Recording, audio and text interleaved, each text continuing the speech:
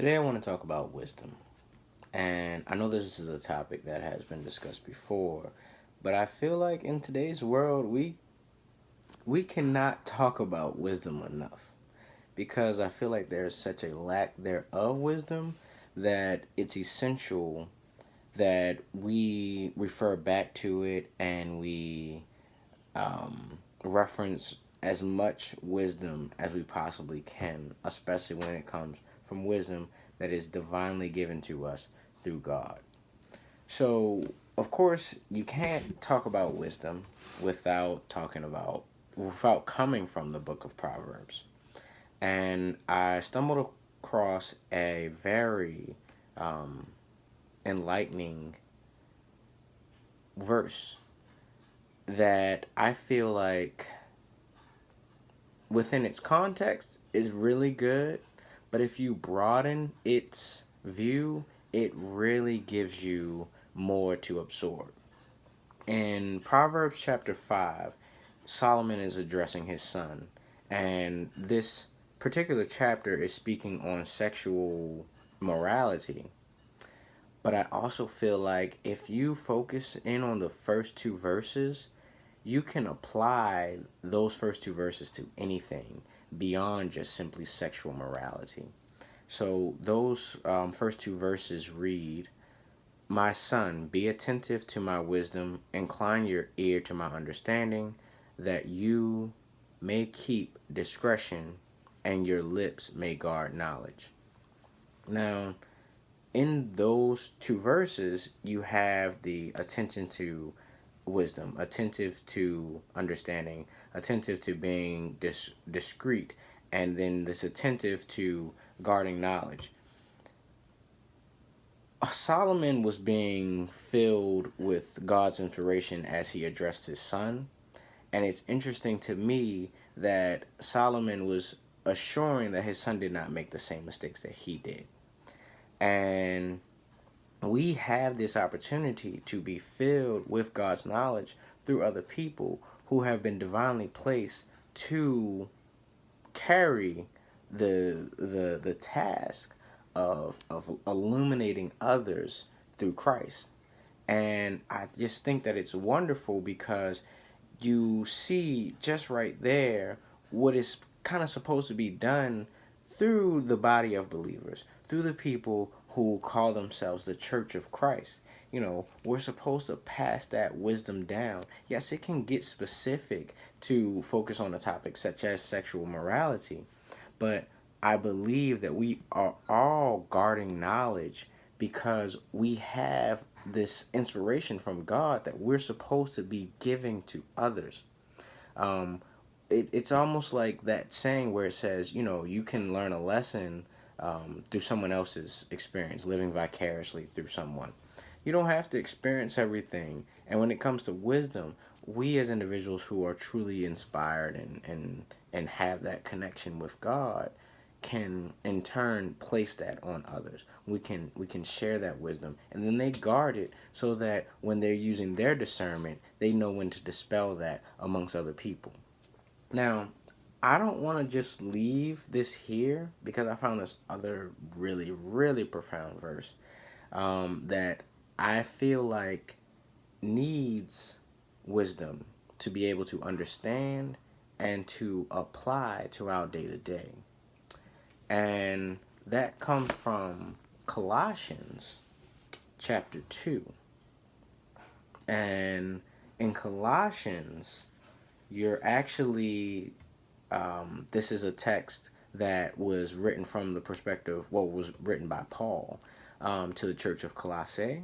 I believe that's how to pronounce it. And the thing that I think parallels or keeps the continuity between what I just read from Proverbs to this is it is addressing something that can distract you from God. Sexual morality or immorality can keep you from focusing on God. And then when Colossians, it umbrellas everything. So it takes where I said, you could take those first two verses and broaden them, and then when you apply it, with what I'm about to read from chapter 2, you see how those two things can run together and make how we should really hold ourselves accountable and use that knowledge and wisdom that God has given us. So Colossians chapter 2 verse 8 reads, "See to it that no one takes you captive by philosophy and empty deceit, according to human tradition, according to the elemental spirits of the world, and not according to Christ."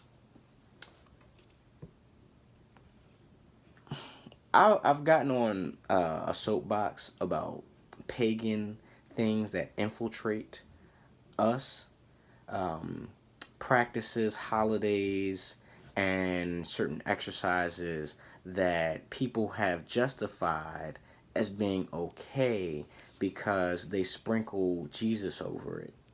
And that tagged along with lusting, whether that be sexual lust or lust for certain things, gluttony, all the seven deadly sins that you could say.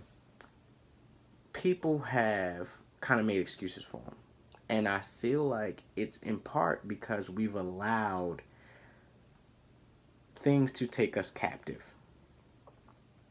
And the part that really resonated with me in this particular verse is according to human tradition. Sometimes we negate what we're doing for God, or we kind of place it to the side because we are practicing a human tradition. God has lived through us. God has inspired us. But we as humans have created our own things that we kind of exemplify and bring glory to, when in fact we shouldn't. When in fact we should be able to set a barrier, set a boundary, or draw the line on certain things, but we continue to entertain them because it's human tradition. And too many times we miss that wisdom. We're not attentive to wisdom. We're not inclining our ear to understanding, and we're not using discretion because we are caught in these human traditions that ultimately draw us further away from God. And me personally, I'll never put what I view on certain things on other people, because that's for me to deal with and those are decisions that I have made. But I do strongly believe that when we focus on like certain holidays particularly, we lose the premise of truly loving one another, and instead we are putting ourselves in a stress-based environment because we've been held captive by these philosophies and human traditions and elemental spirits of the world that keep us from things that God will want us to do. I've talked about purpose many times. I've talked about you know, really getting into what God's will is for your life.